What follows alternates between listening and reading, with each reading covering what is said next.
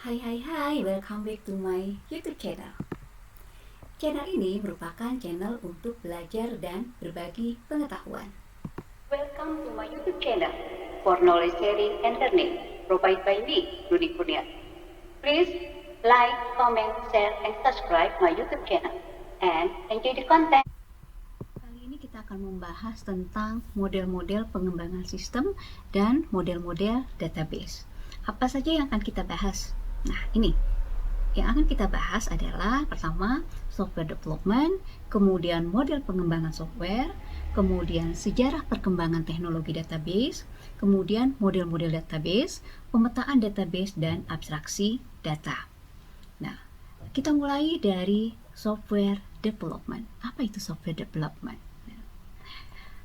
Pengembangan sebuah aplikasi atau software yang terencana dengan baik dan sistematis itu dikenal sebagai software development life cycle, ya, atau disingkat SDLC. Nah, di dalam SDLC ini ada proses standar dalam pengembangan software. Anda bisa baca berbagai referensi tentang proses standar di dalam software development life cycle. Tapi di sini saya akan mengemukakan 10 langkah yang bisa kita lakukan untuk membangun sebuah software. Yang pertama, ketika kita akan membangun sebuah software, tentu saja harus dimulai dengan adanya inisiasi. Ya. Di dalam inisiasi ini kita analisa kebutuhan bahwa memang kita memerlukan sebuah software, ya, bukan ikut-ikutan gitu ya, tapi memang kita memerlukannya. Setelah itu kita brainstorming ya dengan pihak-pihak terkait, dengan tim gitu, untuk membahas pengembangan konsep dari sistem. Nah, dari situ kemudian kita buat perencanaan, misalnya saja nanti softwarenya akan seperti apa, kemudian nanti siapa yang akan mendevelop atau yang akan mengembangkan software tersebut, kemudian berapa lama gitu ya, dan hal-hal lain ya. Nah, ini dalam perencanaan. Berikutnya adalah kita kemudian menganalisa persyaratan. Persyaratan apa saja yang harus dipenuhi oleh software yang akan kita buat. Ya. Kemudian berikutnya adalah mendesain software itu sendiri. Nah, setelah desainnya selesai, kemudian kita melakukan pengembangan software tersebut, dan setelah jadi kita lakukan uji coba. Setelah uji coba oke gitu ya, setelah semuanya ready, siap, ya, berikutnya adalah tahapan implementasi. Di dalam tahapan implementasi tentu kita akan install software tersebut gitu ya untuk dipergunakan. Nah, kemudian setelah siap, kita pergunakan ya, dipergunakan oleh user, kemudian ada proses maintain gitu ya. Kemudian jangan lupa juga ada proses evaluasi. Di dalam proses evaluasi itu mungkin kita akan menemukan apakah software tersebut dapat berjalan dengan baik atau tidak, kemudian apakah perlu upgrade gitu ya, atau tidak, kemudian atau mungkin diperlukan software yang baru gitu ya, karena mungkin softwarenya secara performa atau ya kurang sesuai dengan harapan misalnya gitu ya. Nah, ini adalah langkah-langkahnya ya. Berikutnya, berbicara tentang pengembangan sistem tentu tidak lepas dari pengembang itu sendiri. Nah, pengembang aplikasi atau software ini adalah orang yang membuat atau merancang sebuah software. Ada beberapa kategori pengembang aplikasi atau pengembang software. Yang pertama, ada yang disebut dengan user interface dan user experience designer. Kemudian ada front-end developer, ada back-end developer, dan ada full stack developer. Yuk kita bahas satu persatu apa saja sih tugas mereka gitu ya. Nah, pertama kita lihat di sini ada user interface dan user experience designer. Nah, user interface dan user experience designer ini adalah yang membuat rancangan awal dari sebuah software. Dia yang akan melakukan riset user interface dan juga user experience. Kemudian dia juga akan membuat arsitektur informasi dari software yang akan dibuat. Dia juga akan merancang wireframing. Wireframing itu pondasi lah ya, pondasi untuk membuat sebuah software. Kemudian dia juga akan merancang user flow berupa diagram yang dapat memetakan keinginan dari pengguna dan bagaimana nantinya pengguna akan berinteraksi dan mempergunakan aplikasi atau software yang kita buat. Kemudian mereka juga akan membuat prototype dari user interface dan user experience, kemudian mengembangkan desain sistem dan melakukan uji kelayakan dari produk. Nah, hasil pekerjaan dari user interface dan user experience designer ini kemudian diserahkan ya kepada front-end developer. Nah, front-end developer ini dia akan mengubah rancangan awal yang tadi sudah dibuat oleh user interface dan user experience tadi ke dalam kode-kode pemrograman. Ya, seperti mungkin bisa menggunakan JavaScript, HTML, CSS ya, atau singkatan dari cascading style sheet. Itu merupakan tampilan yang akan dibuat untuk software tersebut gitu ya. Nah, tugas dari front-end developer ini yang pertama adalah menentukan struktur dari aplikasi atau software. Kemudian dia mengimplementasikan konsep rancangan dari user interface dan user experience designer ke dalam bahasa pemrograman. Dia juga memastikan aplikasi atau software dapat berjalan dengan baik, tidak ada bug yang mengganggu kinerja sistem. Kemudian dia juga memastikan agar fungsi-fungsi aplikasi ini selaras dengan estetika. Jadi estetika nggak dilupakan ya, tetap aja harus lihat ya ini bagus apa enggak, layak apa enggak gitu ya, indah apa enggak gitu ya. Kemudian memperhatikan optimalisasi sistem atau software, kemudian kompatibilitas dengan peripheral dengan software yang lain gitu ya. Kemudian konsistensi branding dari software ya. Pasti setiap software apalagi yang berasal dari sebuah company, sebuah organisasi itu punya branding. Nah, harus juga konsisten dengan itu. Kemudian hasil kerja dari front-end developer ini nanti diserahkan kepada back-end developer. Nah, apa saja sih tugas dari back-end developer?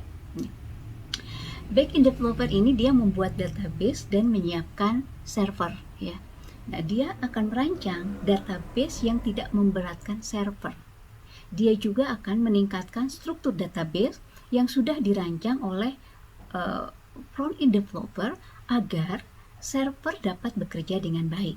Kemudian dia akan merancang alur software agar software dapat bekerja dengan baik dan melakukan coding. Kemudian dia juga akan mengatur keamanan software dan melakukan uji coba software, kemudian melakukan evaluasi rancangan. Nah, berikutnya ya, hasil kerja tadi dari user interface experience dan user experience designer, front-end developer, back-end developer gitu ya. Itu akan diserahkan kepada full stack developer.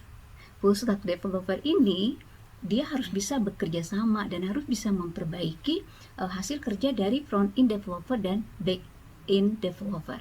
Tugas dari full stack developer itu yang pertama adalah mengevaluasi dan memperbaiki hasil rancangan dari front-end developer dan in-back developer, kemudian memastikan bahwa software yang dibuat itu adalah responsif dan dapat berjalan normal.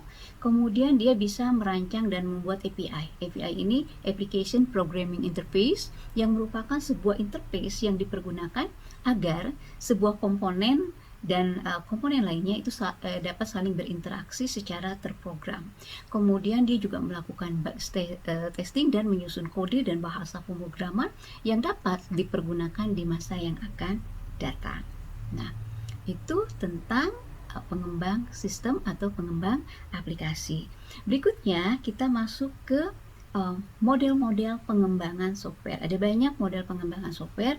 Di sini ada beberapa yang akan kita bahas secara ringkas. Kenapa secara ringkas? Karena nanti di mata kuliah Sistem Informasi Manajemen juga ini dibahas ya. Oke.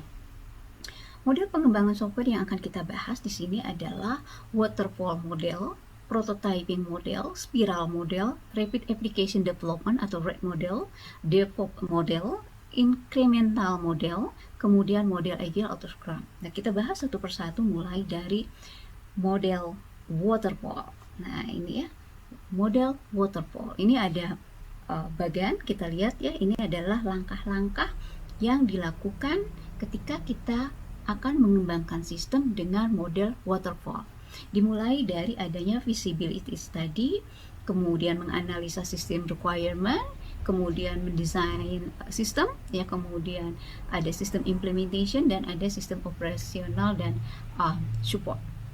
Nah, pada model waterfall atau yang disebut juga sebagai model sequential linear, ini setiap tahapan harus didefinisikan dengan jelas, ya, dan lengkap sebelum melaksanakan pengembangan berikutnya. Jadi setiap tahap itu harus didefinisikan dengan jelas, ya, dengan lengkap sebelum melakukan pengembangan berikutnya.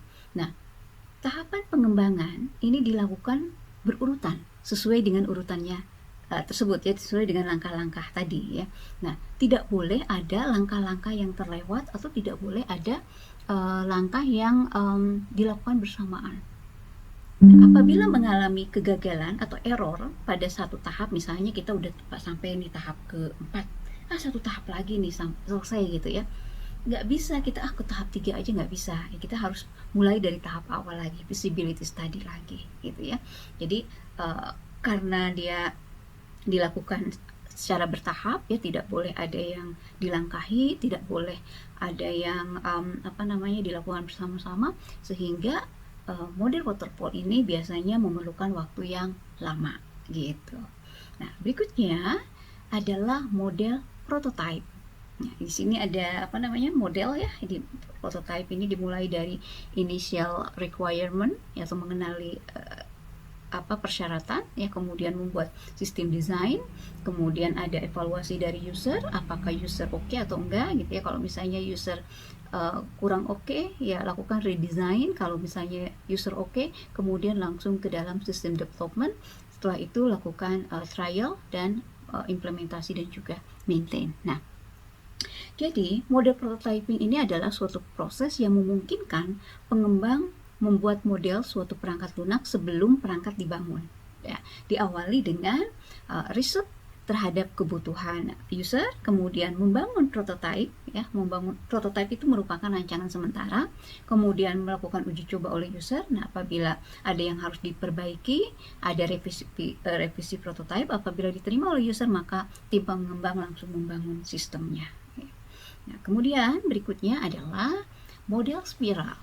Nah, model spiral ini dia menggabungkan model waterfall dan juga prototyping. Tahapan pengembangannya dilakukan secara fleksibel. Banyak yang dilakukan berulang dan bisa dilakukan dengan cepat. Beda dengan tadi waterfall, ya. Kalau waterfall kan harus tahap-tahapannya, nggak boleh ada yang dilalui gitu ya, jadinya waktunya lama. Kalau spiral ini dia lebih cepat, ya. Berikutnya ada Rapid Application Development atau RAD model. Nah, tahapan pengembangan dari RAD model ini dimulai dengan perencanaan kebutuhan dan desain konstruksi yang dapat dilakukan secara berulang sesuai kebutuhan. Selanjutnya, tahap peralihan dari versi lama ke versi baru, gitu ya. Jadi ada ada peralihan dari sistem lama ke sistem yang baru, gitu ya. Nah, berikutnya adalah model DevOps. Ini menitik beratkan pada budaya organisasi, bagaimana kerjasama dalam sebuah tim atau perusahaan dalam mengembangkan sebuah software. Kemudian juga ada model incremental, merupakan penggabungan dari berbagai model pengembangan software. Ada pengulangan tahapan setelah proses perencanaan, desain, implementasi, dan pengujian. Kemudian ada model agile atau scrum, ini menggunakan sprint. Sprint ini merupakan proses yang dilakukan secara bertahap, bisa dilakukan dengan kerjasama setelah yang lainnya menyelesaikan tugasnya, ya.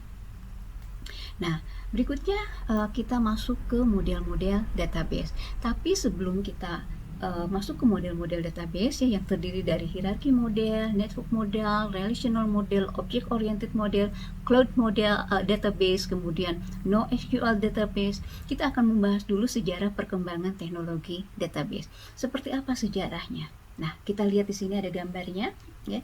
Di sini kita lihat dari tahun 50-an sampai tahun 90-an itu ada 5 generasi teknologi database. Kita mulai dari generasi pertama yaitu tahun 1950-an.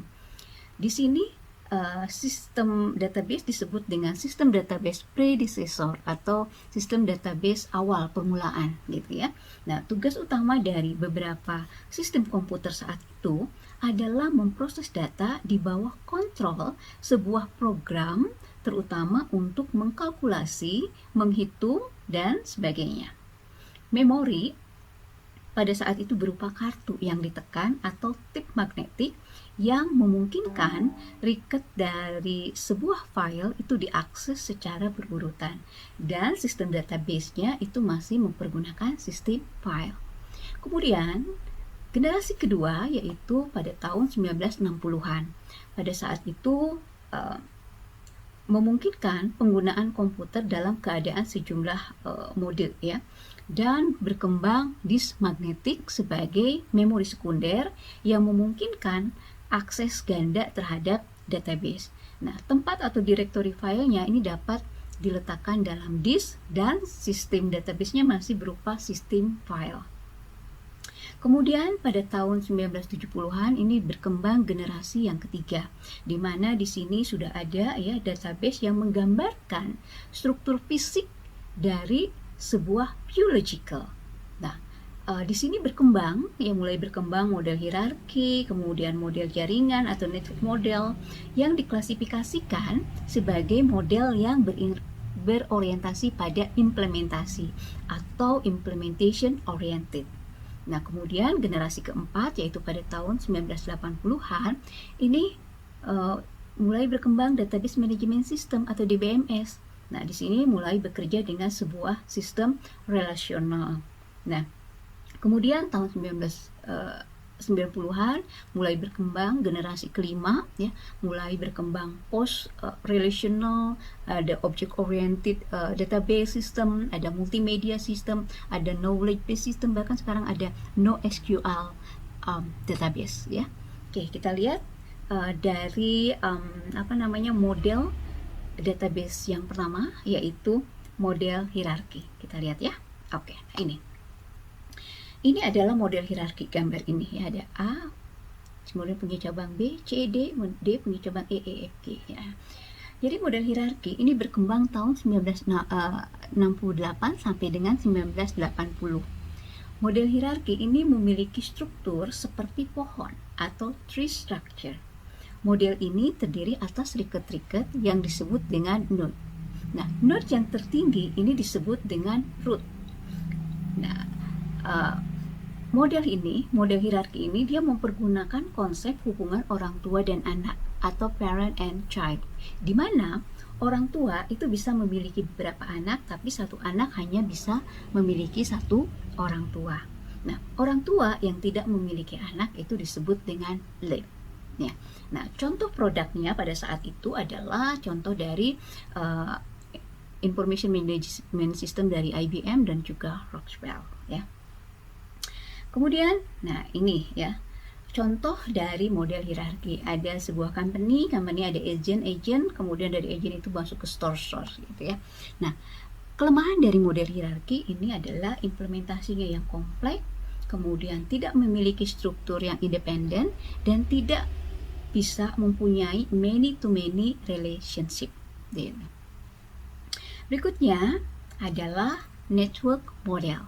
Nah, network model ini dikembangkan oleh Charles Bateman pada database management system Honeywell yang bernama Integrated Data Store atau IDS pada tahun 1960-an. Nah, walaupun berkembang pada tahun 1960-an, tetapi model network ini baru distandarisasi pada tahun 1971 oleh Group Conference on Data System Language atau CODEL-SLIS ya. Nah, model jaringan ini mempergunakan konsep orang tua dan anak sama seperti model hierarki tadi, hanya saja satu anak itu boleh memiliki beberapa orang tua dan satu orang tua boleh memiliki beberapa anak. Orang tua ini kalau yang tadi kan parent and child. Nah, di dalam network model ini bukan parent and child lagi, tetapi owner and member, di mana orang tua sebagai owner dan anak sebagai member, gitu ya. Nah, itu perbedaannya dengan yang hierarki tadi. Kalau hierarki kan satu orang tua bisa punya beberapa anak, satu anak hanya boleh satu orang tua. Kalau di network, satu anak boleh punya beberapa orang tua, satu orang tua boleh punya beberapa anak. Nah, seperti ini, ada cabang-cabang lagi dari anaknya, gitu ya. Oke, ini juga ya. Dosen mengajar beberapa mata kuliah, satu mata kuliah diikuti oleh beberapa mahasiswa atau banyak mahasiswa, gitu ya. Nah, model jaringan ini mengidentifikasi komponen yang pertama, skema jaringan atau organisasi dari database, kemudian subskema yang terdiri atas database view per pengguna, dan prosedural atau data management language. Kelemahan dari model jaringan adalah sistemnya yang kompleks dan sulit dalam desain dan maintain. Berikutnya kita masuk ke model relational. Relational model ini merupakan model database yang mempergunakan relasi. Relasi di sini artinya tabel-tabel. Pada tahun 1970-an, model relasional mulai diajukan oleh E.F. Coate. Ya, tetapi baru pada tahun 1995 pertama kali ada aplikasi database internet yang diciptakan. Nah, ini adalah beberapa istilah ya dalam model relational. Ada relasi itu sama dengan file, sama dengan tabel, tuple atau baris itu sama dengan record ya, kemudian atribut sama dengan field, sama dengan kolom gitu ya. Nah, berikutnya adalah contoh dari model relational ya. Ada ISBN, ada jumlah halaman, ada harga, ada ISBN, ada jumlah halaman, ada ISBN, ada nah. Tabel ini dia menyimpan entitas-entitas dalam bentuk satu record per baris dan satu field per kolom. Gitu. Ini contoh yang relational. Sifat pada suatu relasi yang pertama, tidak ada tuple atau baris yang kembar. Urutan tuple tidaklah penting, ya. Setiap atribut memiliki nama yang unik. Ya, kalau di dalam istilah perpustakaan ada istilahnya impresium. Ya, impresium itu terdiri atas 3 atribut, ya. Kota terbit, tahun terbit, kemudian nama penerbit. Nah, impresiumnya itu nggak bisa dia dipergunakan sebagai atribut karena apa? Dia nggak atomik dan nggak unik juga gitu ya, sehingga yang bisa dijadikan atributnya itu tadi nama penerbit, terus tahun terbit gitu, kemudian kota terbit ya. Nah, kemudian letak atribut ini bebas dan setiap atribut ini memiliki nilai tunggal dan jenisnya sama untuk semua tuple ya. Nah, hubungan antar entitas itu ada 3. Ada one to one, ada one to many, ada many to many. Hierarki model itu masuk ke one to many. Network model itu masuk many to many relationship, dan relational model bisa masuk one to many, many to many, dan one to one ya. Berikutnya adalah object-oriented model. Di dalam object-oriented model, data dan relationship itu berisi struktur tunggal yang disebut sebagai objek. Object-oriented data model atau OODM ini merupakan basis untuk OODBMS ya. Nah, model datanya adalah data semantik dan objek-objeknya berisi operasi-operasi yang menjadi dasar membangun struktur yang berkesinambungan. Objek adalah abstraksi dari sebuah entitas nyata.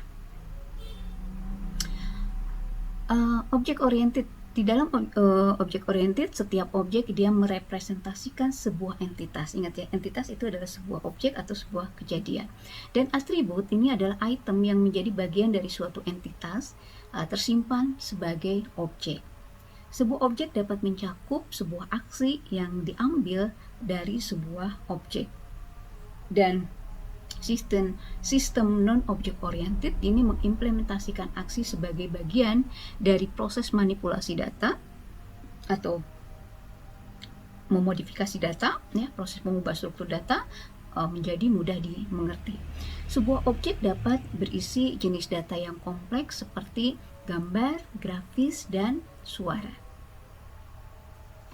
Berikutnya ada yang disebut sebagai cloud database. Nah, cloud database ini disebut juga sebagai database as a service atau DBEES, ya, Database as a Service, dapat menyimpan, mengelola, menemukan kembali data terstruktur dan tidak terstruktur melalui platform cloud. Dan tentu saja karena disimpan di dalam platform cloud, maka harus diakses melalui internet, ya. Kelebihan dari cloud database adalah yang pertama biaya murah, ya, dapat mendukung lebih dari satu pusat data. Prosesnya terotomasi seperti ada recovery data. Recovery data ini adalah upaya untuk mengembalikan data atau sistem yang rusak.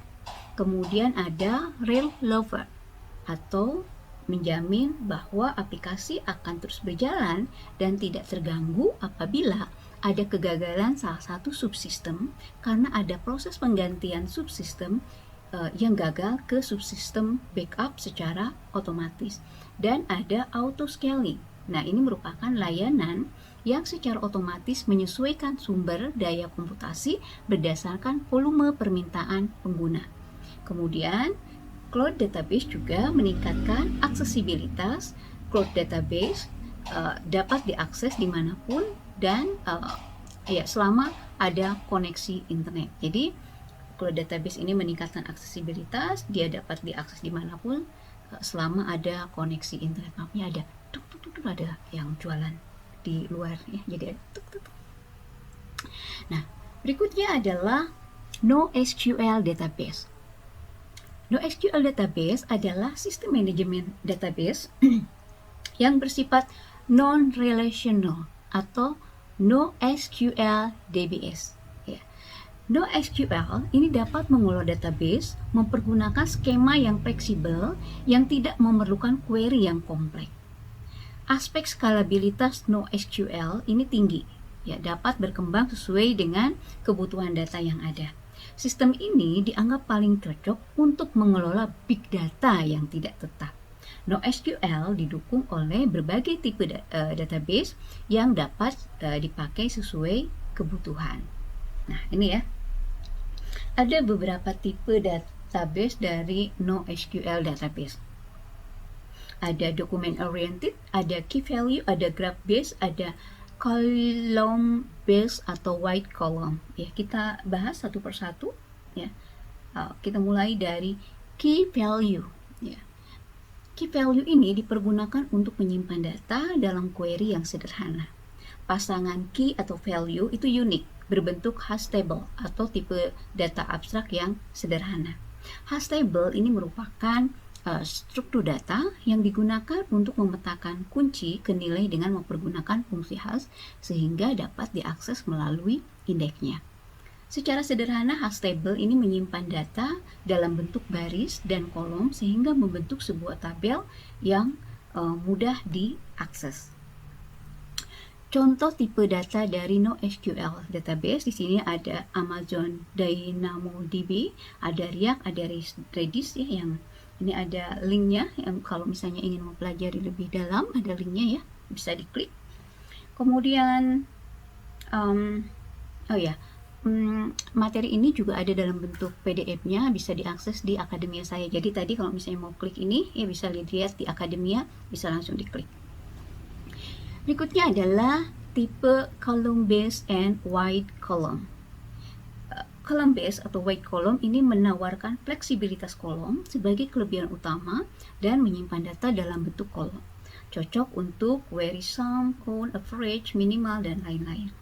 Kolom tertentu dapat diubah tanpa mengganggu kolom lain karena setiap kolom tak terikat. Nah, ini contohnya, ya, ada Cassandra, ada Hypertable, ada Hybris, ya. Kemudian yang berikutnya adalah graph based, ya. Menyimpan hubungan antar entitas yang disebut dengan X yang disimpan di dalam sebuah node, ya. Nah, node ini merupakan titik atau informasi tentang sebuah objek. Dia digunakan untuk mengetahui pola yang saling berhubungan dalam data. Kemudian dapat dipergunakan untuk media sosial, mendeteksi penipuan, dan data spesial, data yang dapat menunjukkan lokasi bumi, ya. Nah, ini contohnya. Berikutnya adalah document oriented. Data berisi sepasang key dan value yang disimpan dalam dokumen dengan format JSON. JSON singkatan dari JavaScript Object Notion, ya, digunakan untuk menyimpan dan mentransfer data, atau XML Extendable Markup Language yang mempergunakan bahasa markup yang dipergunakan untuk mentransfer data di antara aplikasi dan server web. Value bisa string atau tipe data, angka, boolean, aljabar yang digunakan untuk menyatakan dua kondisi ya dan tidak. Array yaitu kontainer penyimpanan data yang memiliki tipe yang sama, hingga objek. Penggunaannya sangat fleksibel sehingga untuk content management system atau CMS, platform blogging, analisis real time, dan aplikasi e-commerce ini dapat mempergunakan NoSQL database yang tipe dokumen oriented, ya. Nah, ini contohnya, bisa diklik ya. Nah, berikutnya kelebihan dan kelemahan dari database NoSQL. Kita mulai dari kelebihan dulu. Kelebihan dari database NoSQL ini yang pertama, stabilitasnya tinggi, ya. Skalabilitasnya tinggi dengan biaya murah, bisa menambahkan server cloud dan menyambungkan ke cluster database tanpa harus membeli hardware yang baru. Kemudian fleksibel, dia mendukung berbagai jenis database mulai dari data terstruktur, semi terstruktur, sampai yang tidak terstruktur dan fleksibel dalam pengelolaannya. Kemudian dari sisi performa, dapat menyimpan data dalam jumlah besar dengan performa yang prima dan akses data yang cepat melalui key value database. Kelemahannya, nah, ini diperlukan banyak database sesuai dengan keperluannya. Kemudian NoSQL adalah sebuah database open source yang belum ada standar untuk NoSQL-nya. Manajemen data NoSQL ini lebih kompleks dari relational database. Nah, kemungkinan data yang dikelola menjadi sangat besar karena NoSQL database tidak dirancang untuk menghapus duplikasi data. Nah, kemudian berikutnya, ketika kita akan membangun sebuah database, tentu kita harus memperhatikan aspek manajemen dan aspek teknis. Dari sisi aspek manajemen, kita melakukan preliminary design dan detail design, ya. Kita melakukan riset awal gitu ya tentang kebutuhan, kemudian disesuaikan dengan lingkungan informasi kita, disesuaikan dengan sumber daya yang kita punya, ya, baik dari sisi finansial ataupun dari sisi hardware, software, dan lain-lain gitu ya. Kemudian secara detailnya juga dijelaskan, ya. Nah, dari sisi teknis, ya, di sini ada beberapa desain, ya. Ada data design, ada arsitektur design, ada proses design, dan ada interface design. Data design ini mengubah domain informasi yang dibuat pada saat analisis menjadi struktur-struktur data. Sementara arsitektur design ini mendefinisikan hubungan antara komponen-komponen struktural utama di dalam program. Procedural design ini mengubah komponen-komponen struktural menjadi suatu gambaran prosedural dari perangkat lunak. Dan interface design, dia memberikan layout dan mekanisme interaksi antara manusia dengan mesin atau antara manusia dengan database yang kita buat. Berikutnya, ya, terakhir tentang abstraksi data, sedikit saja bahwa abstraksi data ini menunjukkan tingkatan bagaimana data tersimpan. Kita lihat di sini ada bagan, ya. Kita baca dari bawah karena lapis PISIS ini merupakan lapis terendah di mana struktur data tersimpan. Jadi kalau misalnya database dalam level yang rendah, struktur datanya bisa kelihatan gitu ya sama user gitu. Tapi kalau tingkat tinggi kan user udah nggak lihat lagi kompleksitas struktur data, ya. Nah, berikutnya adalah lapis konseptual, ini menunjukkan bagaimana data dan hubungan antar data tersimpan. Dan lapis pandangan ini merupakan lapis tertinggi di mana pengguna aplikasi hanya dapat melihat data yang ditampilkan tanpa melihat struktur data dan bagaimana data tersebut tersimpan. Gitu ya.